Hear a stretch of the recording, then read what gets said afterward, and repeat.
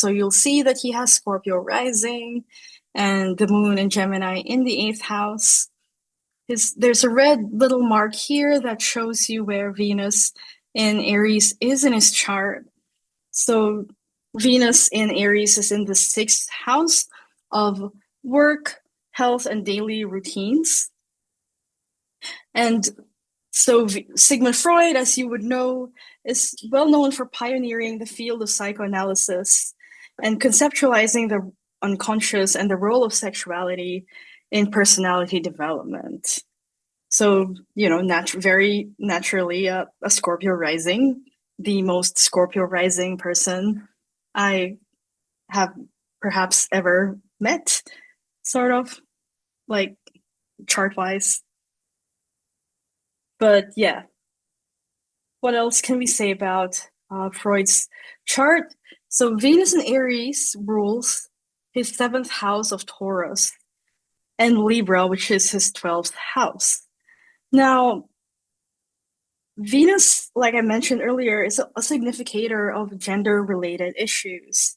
And Freud developed the controversial clinical method of psychoanalysis through sustained one-on-one long-term collaborations, so seventh house, with mostly young women patients who were burdened with the weight of family secrets, anxieties about desires, and social expectations.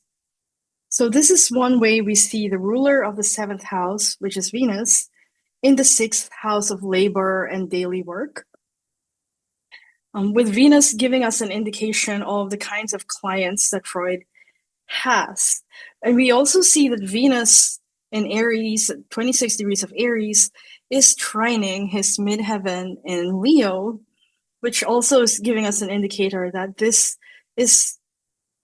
has to do with his career. His Venus is not only just about his daily life, his daily routine, his practice as a doctor, but also that it became his profession, his calling, like what he became known for. It was more than a job, it became fundamentally who he was to the world. Okay, there's apparently 2 chat things here. Everyone with Mars, yikes. Yeah, was that about the yeah, so I think I'm feeling like, is that a comment on Venus and Aries being opposite Mars and Libra? Like that's absolutely right. Yeah. Okay. Oh, I can see the chat. I love that. Yeah. No, and I love that. It's definitely that sense of that they are in like reception, like in that they're Venus is in the sign of Mars and Mars is in the sign of Venus, but also that they're both in detriment, right? So Venus is in the sign of Aries, pining for Mars. Mars is in the sign of Libra and retrograde, pining to be in Aries instead. So there's definitely that sense of repression, right? When you think about a planet in detriment, you're thinking of that the planet's natural state is suppressed, that there's something in there that wants to express itself, but is staying beneath the surface or is unable to be expressed like in a free and happy and like relaxed way. All right, now I lost the chat. Like I had it earlier and I could see what people were saying. But yeah, okay, cool. And so, and just talking a little bit more about that. So this is an oversimplification of what psychoanalysis is. But Freud learned over time that through regular conversations with his women patients, he realized that for many of them, just the act of being able to speak freely was healing for some of them. He realized that the price of participating in respectable middle-class European society or civilization is freedom without repressing many of our natural urges and instincts. So Aries, very instinctual, very like, doing what you want when you want on your terms. Without repressing that, human society cannot sustain itself, Venus. So society exists on a compromise, Mars and Libra, that comes at a cost. And Freud's text, Civilization and Its Discontents, gives peak Venus and Aries, opposite Mars and Libra, right? The idea that civilization, Venus, is necessary but costly. There's a trade-off, there's always a trade-off.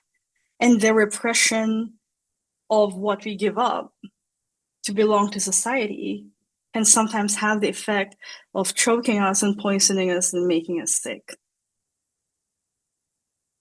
And to be clear, I'm not like trying to say that Freud is any kind of, feminist or gender diversity advocate. He still very much was a product of his time. He himself was swept up in his own desire for respectability as someone who, as a Jewish man, was an outsider to mainstream, stuffy, middle-class European society. But his professional curiosity about women's health and about how there was more to the illness of hysteria than the ancient presumption about it being related to something about, wombs being out of place and whatnot. This is very much a Venusian vocation. It was like, hey, let's look into what women are saying about their experiences. Let's listen to women, And the use of the psychoanalytic relationship to facilitate safe and free conversation is also very much a demonstration of what it's like when the ruler of the seventh house is in the sixth.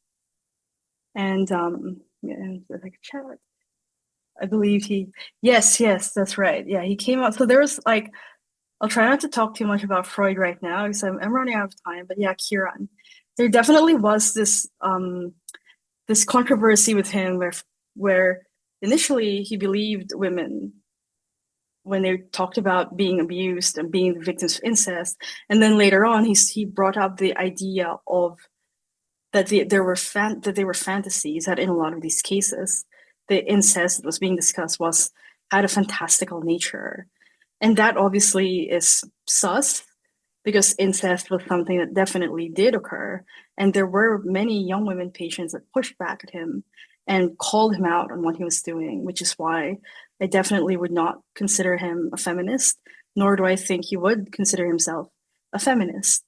But yeah, there are today a lot of many amazing women clinicians and queer clinicians and trans clinicians who modify and adapt and evolve Freud's thinking. So they're like, yes, the idea of the unconscious matters. Yes, listening to patients matters, but also not like gaslighting them. And there's a whole like array of literature about this, and I can send all that through as well when I send the recordings and stuff. Later on.